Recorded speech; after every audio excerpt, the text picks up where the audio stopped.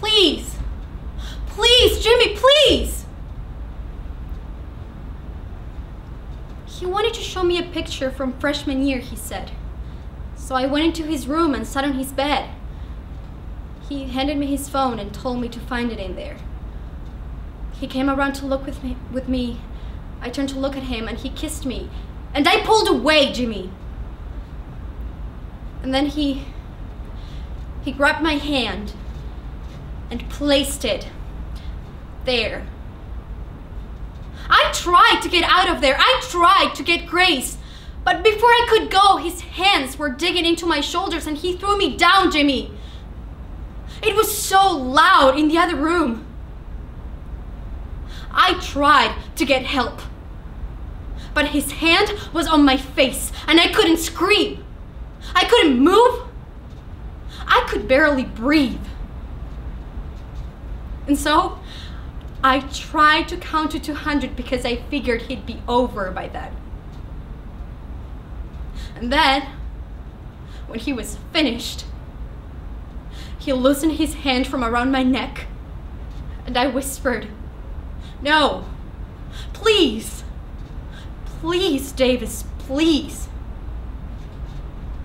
But it didn't matter. It had happened. And I looked around the room, and you were out of town, and Grace was out of sight, and I was alone being fucked. So fuck you. Sometimes it feels like we analyze things to death and we don't act. But we can't analyze this forever because there actually is a clock somewhere in the future, and if we wait too long, we won't be able to have our own child. And that's what I want. Because I look at you and there are so many things I love about you. And our baby would have all those things. I think a kid that had all your best traits and whatever good traits I might have would be a really great kid. And maybe all the good traits will cancel out the bad ones. I don't know. But think how much fun we'd had finding out. And I'd love to have another one of you. But what if I never get pregnant? I know it's only been 5 months. Everybody keeps saying that, but what's the problem? I'm young. I'm healthy. I thought I was pregnant this morning. When I woke up, it was total wishful thinking. But I felt funny and my boobs were all sore and I was really, really happy. And then I got my period. Look on thy country. Look on fertile France and see the cities and the towns defaced by waste and ruin of the cruel foe. As looks the mother on her lowly babe, when death doth come to close his tender dying eyes, see the pining malady of France. Assigned am I to be the English scourge. This night, the siege surely I'll raise. Expect St. Martin's summer, halcyon days, since I have entered into these wars. Glory is like a circle in the water which never ceaseth to enlarge itself, till by broad spreading it despairs to naught.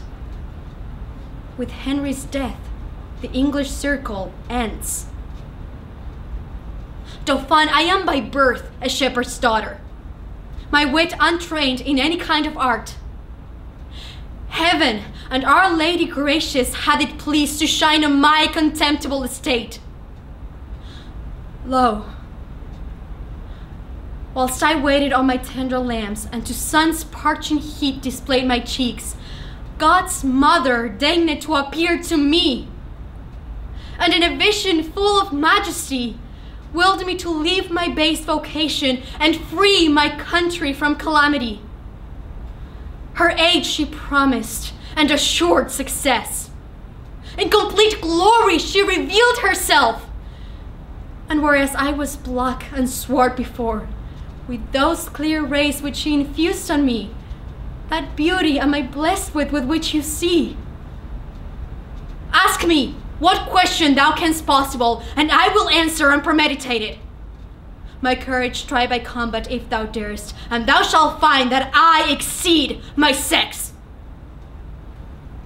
Resolve on this. Thou shalt be fortunate if thou receivest me for thy warlike mate.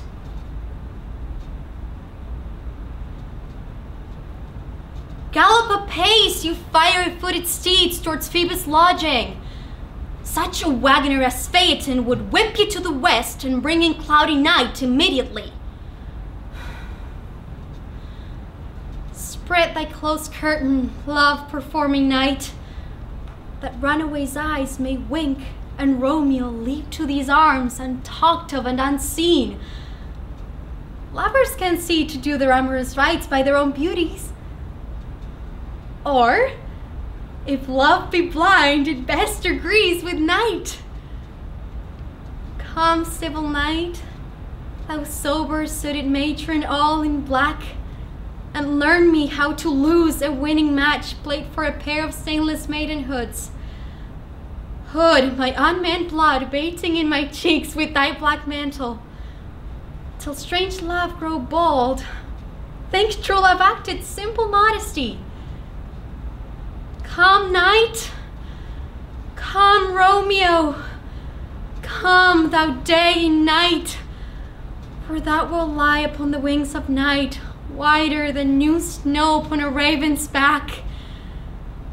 Come, gentle knight, come, loving, black-browed knight, give me my Romeo. And when I shall die, take him and cut him out in little stars, and he will make the face of heaven so fine that all the world will be in love with night, and pay no worship to the garish sun. Oh, I have bought the mansion of a love, but not possessed it, and though I am sold, not yet enjoyed. So tedious is this day, as is the night before some festival, to an impatient child that hath new robes but may not wear them. Don't say that when I was younger I'd imagine what would happen if my parents had stayed in Puerto Rico.